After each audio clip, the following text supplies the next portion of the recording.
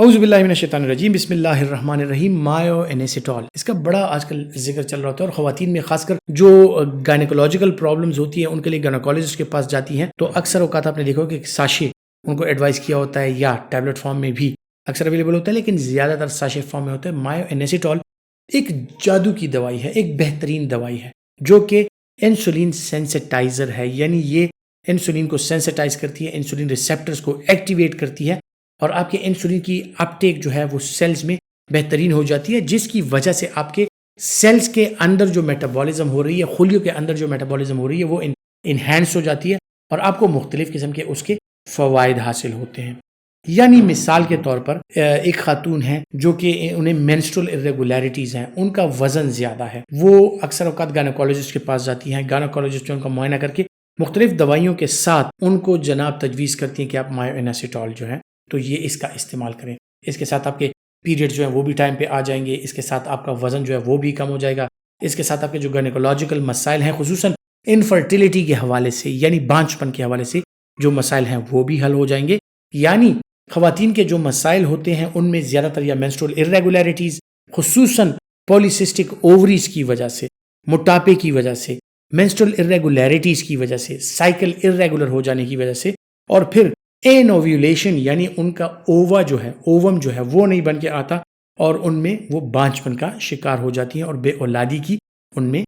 Problems ہو جاتی ہیں۔ اب ان سارے سیگمنٹس میں چاہے وہ غیر شادی شدہ خواتین ہیں یا شادی شدہ خواتین ہیں جو کہ پریگنینسی چاہتی ہیں، اگر مینسٹرول پرابلمز ہوتی ہیں یا پولیسسٹک اووریز کی پرابلم ہوتی ہے تو سب سے بنیادی چیزیں کیا ہوتی ہیں کہ آپ کا میٹابولک ریٹ اچھا ہو، آپ کے جو ڈیوائڈنگ سیلز ہیں اووریز میں ان کا ٹرن اوور اچھا ہو، اور ساتھ ہی آپ کا وزن جو ہے وہ کم ہو، کہ آپ کے ہارمونز جو ہے وہ بہترین طریقے سے کام کریں۔ تو مایو انیسیٹول جو ہے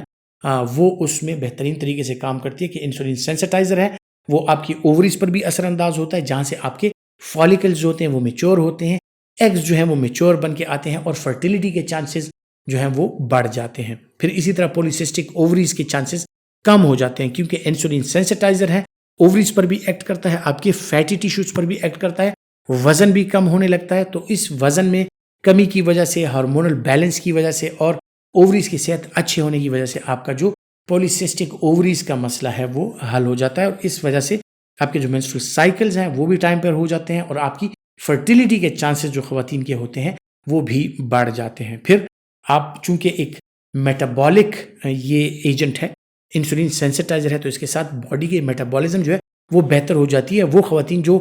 صحت بھی اچھا چاہتی ہیں اور وزن میں کمی بھی چاہتی ہیں تو ان کے لیے بھی ایک بہترین چیز ہے۔ پھر اس میں جناب فولک ایسڈ بھی پایا جاتا ہے، یعنی فولک میں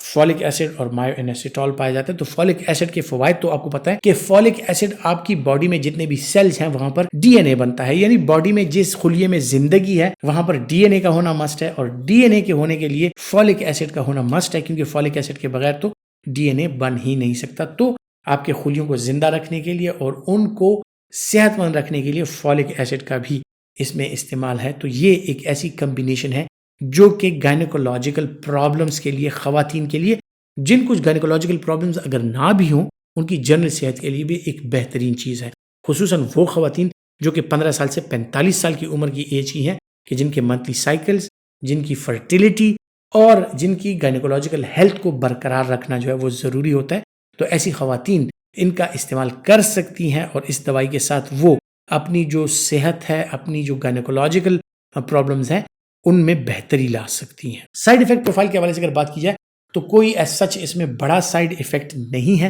لیکن اس کے ساتھ متلی ہونا، اس کے ساتھ دل گھبرانا، دل کی دھڑکن کا تھوڑا تیز ہو جانا، یا کبھی کبھار ہاضمے کے مسائل جو ہیں وہ اس کے ساتھ جنم لے سکتے ہیں۔ بڑے اس کے کوئی سائیڈ ایفیکٹس ایز سچ نہیں ہے کہ کوئی لائف تھریٹننگ سائیڈ ایفیکٹ ہو، خصوصاً صرف پھر وہ افراد رہ جاتے ہیں کہ جن میں مایو انیسیٹول یا فولک ایسڈ کو اگر وہ ہائپر سینسیٹیو ہوں تو وہ پھر اس کا استعمال ہرگز نہ کریں۔ باقی اس کے حوالے سے، مایو انیسیٹول کے حوالے سے یا فولک ایسڈ کے حوالے سے یا اور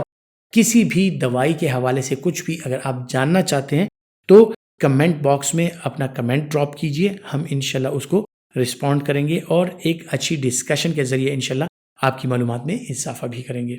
اپنا بہت سا خیال رکھیے گا۔ اللہ حافظ۔